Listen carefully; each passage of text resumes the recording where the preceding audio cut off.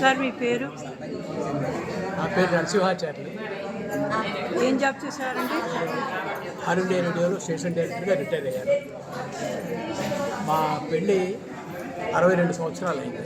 Congratulation. మా ఆవిడ 15 ఏళ్ళప్పుడు నాతో వచ్చింది కబరాకి. అంటే మాది బాల్య వివాహం. తెలిసి అరెస్ట్ చేస్తారు. అంటే అలా చేసుకున్న వాళ్ళకి అండర్స్టాండింగ్ ఎక్కువ ఉంటుందంటారు. అందువల్ల మాకు కలిగిన అడ్వాంటేజ్ ఏమిటంటే పిల్లల పనులన్నీ మేము సర్వీస్లో ఉండగానే అయిపోయాయి. వాళ్ళ పెళ్ళిళ్ళు, వాళ్ళకి పిల్లలు పుట్టడం కూడా మాకు సర్వీస్లో ఉన్నప్పుడే అయింది. అందువల్ల హాయిగా మా మనవరాళ్ళతో హాయిగా కాలక్షేపం చేస్తూ ఉంటాం. వాళ్ళందరూ వాళ్ళ పనులు చేసుకుంటూ హాయిగా ఉన్నారు. ఇప్పుడు ఈ తరం ముందు తరాలకి మీరు ఇచ్చే సందేశం ఏంటి? పెళ్ళిళ్ళు లేటుగా చేయాలంటారా? పిల్లలు లేటుగా కనాలంటారా? అంటే ఇప్పుడు మా తరంలో అది వేరు అనుకోండి. పెద్దవాళ్ళు కూడా అలా ఆలోచించేవాళ్ళు. వీళ్ళకి పెళ్లి చేసేయాలి, వీళ్ళు సర్వీసులోకి వచ్చేసాడు కదా, పెళ్లి చేసేయాలని అట్లా ఆలోచించేవాళ్ళు. కానీ ఇప్పట్లో ఈ రోజుల్లో ఏమిటంటే వారు కొంత ఆర్థిక స్వాతంత్రం అలవర్చుకున్నాకనే కొంచెం వాళ్ళకి పెళ్లి తలపట్టడం మంచిది అనిపిస్తుంది. అది అలా అని ఒక విశృంఖలమైన స్వాతంత్రం ఉండకూడదు. వాళ్ళకి ఆర్థిక స్వాతంత్రం వాళ్ళ కాళ్ళ మీద వాళ్ళు నిలబడేట్టుగా ఉండాలి. అంతేగాని నువ్వా నేనా అని వాళ్ళకి చెప్పండి.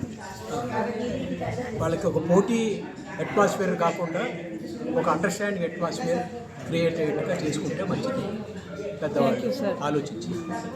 మేడం, మీరు మీ సార్లో కోపం ఉన్నా ప్రేమ ఎక్కువ పొందారా మీరు మీ చిన్న ఏజ్లో? అదే నేను 15 ఏళ్ళప్పుడు పూనాలో డిఫెన్స్ దాంట్లో వర్క్ చేసేవాళ్ళు. ఆ పూనా వెళ్ళిపోయాను. అంత ముందుగా ఎక్కడికి అమ్మ నాన్న వదిలిపెట్టి వెళ్ళలేదు. అందుకని చాలా జాగ్రత్తగా చూసుకునేవారు. ఏమీ అసలు నేనేమి అడగకపోయినా ఇది కావాలని మనసులో అనుకుంటే అది కొని ఇచ్చేసేవారు. నాకు చాలా ఆశ్చర్యం. 6th సెన్స్ ఉందా అనుకునేది. అలా ఇద్దరం ఒకళ్ళొకళ్ళం బాగా ఉండేవాళ్ళు. పిల్లలు కూడా అలాగే ఆయన బాగా చదివించేవారు. అది చేశారు. నేను కూడా మంచి కాదు అని కొంచెం వాళ్ళని బ్రెయిన్ వాష్ లాగా చెప్తూ ఉండేదాన్ని. పెద్దమ్మాయి లండన్లో ఉంటుంది. లండన్లో దాని టీసీఎస్లో ఢిల్లీలో ఉద్యోగం వచ్చి అక్కడే పెళ్లి కూడా చేసాము. అబ్బాయి బొంబాయిలో ఉంటాడు ఇప్పుడు. అమ్మాయి ఇక్కడే హైదరాబాద్లో, చిన్నమ్మాయి హైదరాబాద్లోనే ఉంటుంది.